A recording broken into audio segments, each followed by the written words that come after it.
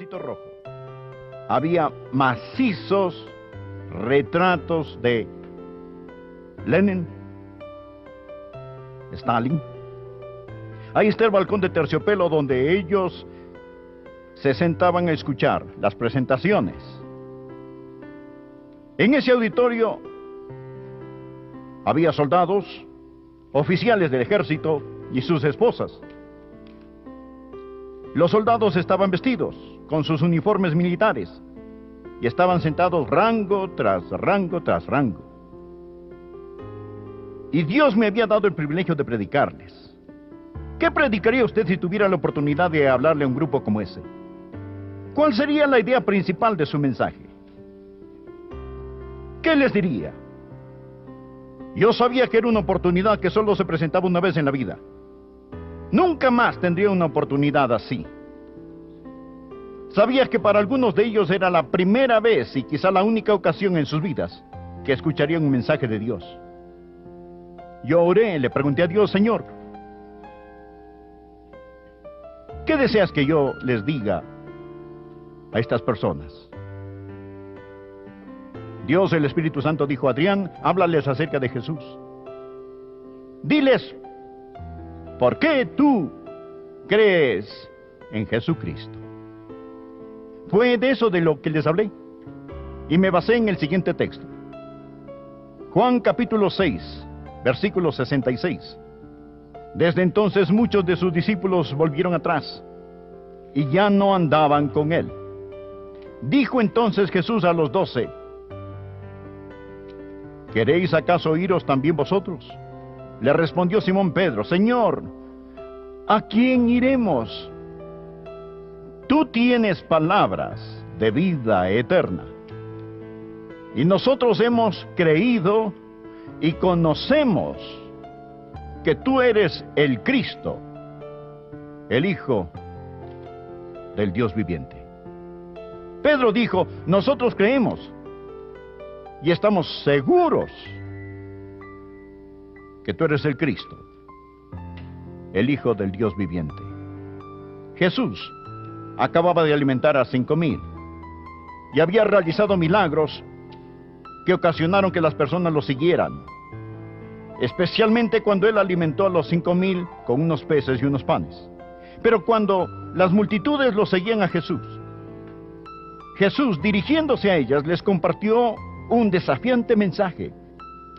Les habló acerca de comer su carne y beber su sangre, es decir, participar de él. El mensaje era tan severo, el mensaje era tan diferente, era tan radical, que las personas empezaron a irse. Ellos eran buscadores de milagros, les gustaron los pescados y los panes, pero no les gustó el mensaje más profundo que conllevaba el milagro, y empezaron a dejarlo. Luego Jesús se volteó a sus discípulos y les dijo, ¿queréis acaso iros también vosotros? Y Pedro hizo una pregunta muy penetrante, y es la pregunta que voy a hacerles. Si no es Jesús, ¿entonces qué? Si no es Jesús, ¿entonces quién? Simón Pedro dijo, Señor, ¿a quién iremos? Es decir, si no es Jesús. Amigos, si Jesús no es la respuesta, si usted rechaza a Jesús, ¿a dónde va a ir? Amigos, escuchen, los que están en la televisión, escúchenme. Jesucristo, solo Jesús, tiene la respuesta a las cosas que realmente importan. Solo Jesús puede saciar el hambre más profunda del corazón humano. Solo Jesús es la respuesta al pecado del hombre. Solo Él da significado a la vida y a la muerte. Solo Jesús puede sacar el aguijón del pecado, las tinieblas de la tumba, el dolor de la separación y dar esperanza firme y segura. ¿A quién iremos? Él solamente tiene las respuestas de la vida y de la muerte. Mas esto conlleva una pregunta. ¿Cómo sabemos que Jesús es quien proclamó ser? ¿Por qué? ¿Por qué creemos en Jesús? ¿Por qué le he dado mi vida a Él? ¿Por qué le sirvo? ¿Por qué estaría dispuesto a morir por Él? si fuera necesario. ¿Por qué? 4 razones. 4 razones, y podemos saber que nosotros hemos creído y conocemos que tú eres el Cristo, el Hijo del Dios viviente. La primera razón que compartí con ellos, y ahora con ustedes, es la razón histórica. Jesucristo es R-E-A-L, un hecho histórico. Me tiene sin cuidado si usted es un creyente o no, o si usted es alguna otra cosa. Porque debe admitir, usted tiene que admitir, que el hombre llamado Jesús estuvo sobre la tierra. Todos los historiadores seculares que tienen algún mérito admiten la existencia de Jesucristo como un hecho sin que importe lo que ellos crean de él. H.G. Wells, en su bosquejo de historia, menciona los 10 hombres más grandes de la historia y el primero en la lista es Jesucristo. Wells es un historiador. Sir J.G. Fraser, otro historiador que ciertamente usted no llamaría un creyente evangélico nacido de nuevo, dijo: mi teoría asume la realidad histórica de Jesús de Nazaret como el gran religioso y el gran maestro moral que fundó el cristianismo, y fue crucificado en Jerusalén bajo el gobierno de Poncio Pilato. El testimonio del Evangelio está confirmado por la evidencia hostil de Tácito y Plinio el Joven. Esta parece ampliamente suficiente para establecer estos hechos a la satisfacción de investigadores imparciales. ¿Qué es lo que dice? Dice que si usted es un historiador, tiene que admitir que el hombre Jesús, sin importar lo que piense de él, estuvo aquí. No existe forma de explicar el origen de la iglesia cristiana, el que estemos aquí, aparte del hecho de que Jesucristo estuvo aquí. ¿Y qué empezó a predicar la iglesia en sus primeros días? No solo que ese hombre estuvo aquí, sino que él salió de la tumba. Ese era el mensaje central de la predicación de la iglesia primitiva. ¿Cómo explica eso? ¿Cómo explica, no nuestra iglesia actual, sino esa iglesia de años atrás, que se originó de la vida y tiempos de Jesucristo? Aquellos que fueron testigos oculares creyeron en su resurrección. Alguien dirá: bueno, estaban alucinando. Pero él se presentó a más de 500 personas a la vez. Eso es mucha alucinación. Otros dirán: solo era un fantasma. No, él comió con ellos. Lo palparon y lo tocaron. Otros dirán: bueno, ellos simplemente se inventaron una historia y dijeron que lo tocaron y comieron con él. Oh, estos hombres que murieron por su fe. ¿Piensa usted que morirían por una mentira voluntariamente? Un hombre tal vez viva por una mentira, pero pocos morirían por una. Estos primeros creyentes pagaron con sus vidas por su fe. ¿Cómo explica usted el hecho histórico de Jesucristo y la iglesia separado de la realidad de la resurrección de Jesucristo? Yo creo en él por razones históricas. Bien se ha dicho, hay más pruebas de que Jesucristo resucitó de entre los muertos que de la existencia de Julio César. Él ha demostrado ser el Hijo de Dios con el poder de la resurrección de entre los muertos. La Biblia dice: él se presentó vivo con muchas pruebas indubitables. Aquí está la segunda razón por la que creo en Jesucristo. A propósito, permítame darle algunos versículos. Mire por favor Juan capítulo 6, versículo 38. Este habla del hecho histórico: porque he descendido del cielo. Él estuvo aquí. Ese es el hecho histórico. Ahora permítame darle la segunda razón por la que creo en él. No solo las razones históricas, pero yo creo en él por razones bíblicas. Por favor, leen el capítulo 6, el versículo 44. Este Jesús que descendió del cielo dijo: ninguno puede venir a mí si el Padre que me envió no lo trajere, y yo lo resucitaré en el día postrero. Escrito está en los profetas, y serán todos enseñados por Dios. Aquí está la segunda razón. No solo la razón histórica, sino la razón bíblica, escritural. Se lo dije a esas personas y se lo digo a usted hoy, que yo creo en Cristo porque creo en la Biblia, la palabra de Dios. Quizás usted dirá: pastor, eso solo mueve la pregunta hacia atrás un poco. Porque si usted dice que cree en Jesús porque cree en la Biblia, esto hará que preguntemos, ¿cómo podemos saber que la Biblia es la verdad? Esa es una buena pregunta. Les hablé a esos hombres y quería decirles a esas señoras, a esos soldados rusos y funcionarios del ejército, y les dije, quiero decirles por qué yo creo que la Biblia es la palabra de Dios. Y tomé tiempo para explicarles cómo sé que la Biblia es la palabra de Dios. Y les di las 5 grandes pruebas de la inspiración de las Santas Escrituras. ¿Y cuáles son? La primera es las profecías cumplidas. Número 2, la maravillosa unidad de la Biblia, escrita en más de 1500 años por más o menos 40 autores en 3 idiomas diferentes, acerca de todo tipo de temas.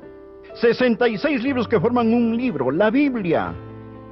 Les hablé de la longevidad de la Biblia, cómo la Biblia ha durado a través de los siglos y cómo los hombres han establecido leyes contra esta, y cómo allí mismo en la Rusia soviética era un crimen importar Biblias en la Rusia soviética. Y de paso les recordé que para cada uno de ellos teníamos una Biblia para dárselas al salir. Al escucharlo estallaron en aplausos. Les dimos la palabra de Dios. ¿Cómo se explica a usted la longevidad, los constantes atributos de la Biblia? Les hablé de la exactitud de la Biblia, de la exactitud científica e histórica de la Biblia. Luego les hablé del poder de la Biblia. Jesús dijo, las palabras que yo os he hablado son espíritu y son vida. Juan capítulo 6. Les compartí cómo la lectura de la Biblia ha transformado mi vida. Y les dije que nosotros sabemos que esta es la palabra de Dios. Les recalqué, como lo recalco ahora, que el tema central de la Biblia es Jesucristo. La Biblia lo presenta como el que salió de la tumba. Él es el único que ha resucitado de entre los muertos. Usted dirá, espere un minuto, pastor. Otras personas regresaron a la vida. ¿Qué hay de Lázaro? Lázaro fue vivificado para morir otra vez. Jesús fue resucitado y vive en un cuerpo glorificado, llegando a ser las primicias de todos aquellos de nosotros que duermen. Jesús dijo que nos resucitará en el día postrero. Lo que trato de decir es que yo creo en Jesucristo porque Él es un hecho histórico. No hay forma de explicar la iglesia de Jesucristo aparte del hecho histórico de que Jesús vivió, murió y resucitó, y creo en Él debido a la Biblia, un libro milagroso que ha resistido la prueba del tiempo. Esta presenta a Jesucristo como absoluta y totalmente único. Permítame darle la tercera razón por la que creo en Jesucristo. Creo en Jesucristo por razones espirituales. En el versículo 63 de este mismo capítulo, Jesús se presenta ante las multitudes diciendo, el Espíritu es el que da vida. La carne para nada aprovecha. Usted nunca con su mente humana comprenderá quién es Jesucristo. Es el Espíritu de Dios, el Espíritu Santo que vivifica, el que le ayuda a entender y da vida. Jesús dijo del Espíritu Santo, Él dará testimonio acerca de mí. Coloque su marcador allí y busque por favor otro libro que Juan escribió. Primera de Juan, capítulo 5. Permítame mostrarle cómo el Espíritu Santo de Dios lo convencerá y le testificará acerca de quién es Jesucristo, si usted quiere saberlo. Le invito a leer Primera de Juan, capítulo 5 y versículo 6. Este es Jesucristo, que vino mediante agua y sangre, no mediante agua solamente, sino mediante agua y sangre. Él está hablando del agua y de la sangre que salió del costado de Jesús cuando fue crucificado. Continuemos con el versículo 6. Y el Espíritu es el que da testimonio, porque el Espíritu es la verdad. Porque 3 son los que dan testimonio en el cielo, el Padre, el Verbo y el Espíritu Santo, y estos 3 son uno. Y 3 son los que dan testimonio en la tierra, el Espíritu, el agua y la sangre, y estos 3 concuerdan. Ahora, Pastor Rogers, ¿espera que yo crea en Jesucristo solo porque usted dice que Él es un hecho histórico? Bien, aunque lo crea, no voy a entregarme a Él. ¿O piensa usted que voy a creer en Jesucristo solo porque su libro dice que Él está vivo y usted tiene evidencias de la inspiración de la Biblia? Eso no es suficiente para mí. Estoy de acuerdo. Usted necesita algo más. Usted necesita que el Espíritu Santo de Dios diga amén a estos hechos. Necesita que el Espíritu Santo lo tome, le haga ver su pecado y lo convenza. Lo he dicho, y si yo lo convenzo de algo, otra persona puede hacerle cambiar de parecer. Mas note el versículo 9. Si recibimos el testimonio de los hombres, mayor es el testimonio de Dios. Porque este es el testimonio con que Dios ha testificado acerca de su Hijo. Dios, el Espíritu Santo, dará testimonio a sus corazones. Nosotros recibimos el testimonio de los hombres. Alguien nos dice algo que es verdad y le creemos. Ayer volé en un avión, tuve que confiar en el piloto. Comí en un restaurante, confié en el cocinero. Cuando lea un mapa, usted confía en su fabricante. Confiamos en el ingeniero que construyó este edificio. El arco de este techo es extenso, puede venirse abajo. Espero que esté listo para irse. ¿Qué estoy diciendo? Confiamos en la gente todos los días. Si recibimos el testimonio de los hombres, mayor es el testimonio de Dios. El sí puede traducirse puesto que recibimos el testimonio de los hombres, mayor es el testimonio de Dios. Dios, el Espíritu Santo, ya lo he dicho y lo repetiré, si usted quiere saber quién es Jesucristo, pregúnteselo al Espíritu Santo. Dios no dice que usted debe creer, y si no puede creer, que esa es su mala suerte. Dios dice, si quieres creer, yo te ayudaré para que entiendas y sepas que estas cosas son verdaderas. No permita que nadie le diga que usted no puede creer. Ahora bien, usted puede negarse a creer, pero le digo esto, si usted quiere creer en Jesucristo, si busca la verdad, Dios, el Espíritu Santo, le hablará y confirmará que Jesús es el Cristo, el Hijo del Dios viviente. Él le dará testimonio a usted, y después Él dará testimonio en usted. Por favor, mire el versículo 10. El que cree en el Hijo de Dios tiene el testimonio en sí mismo. El versículo 9 habla del testimonio que nos da. El 10 habla del testimonio en nuestro interior. ¿Por qué creo en Jesucristo? Bien, primeramente, el Espíritu Santo me dijo, Él es el Hijo de Dios. Y después de recibirlo en mi corazón, tengo el testimonio en mí mismo. Usted puede discutir conmigo todo el día y nunca me convencerá de no creer en Jesucristo. Puede presentarme algunos argumentos sofisticados, pero yo tengo el testimonio adentro. Un creyente con el testimonio en su corazón nunca está a la merced de un hombre con un argumento en su boca. Aprenda eso, mi amigo.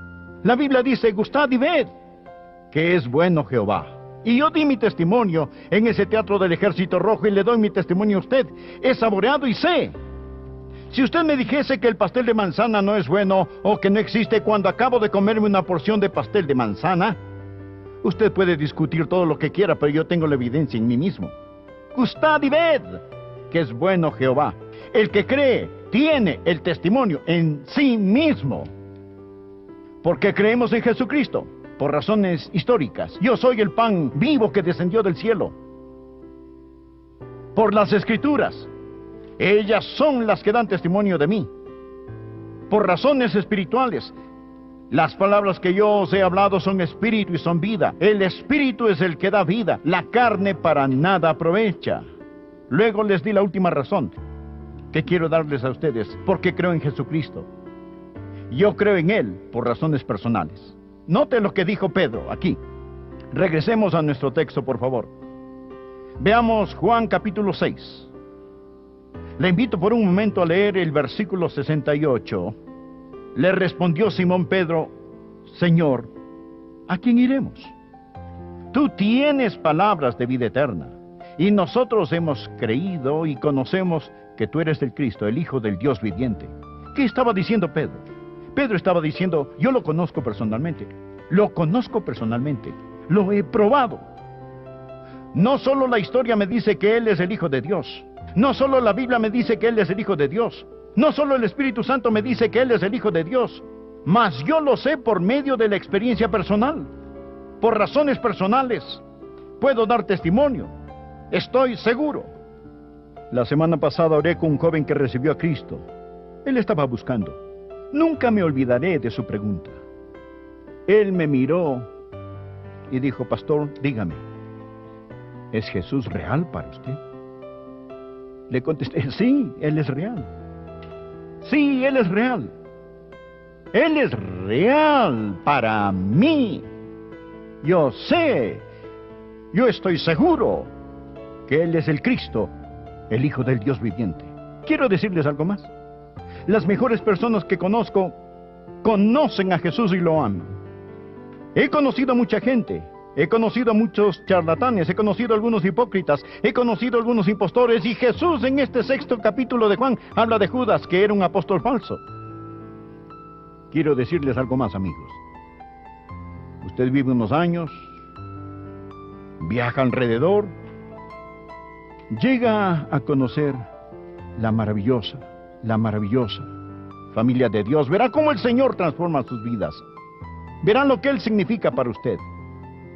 Usted podrá decirlo y cantarlo de corazón: victoria en Jesús.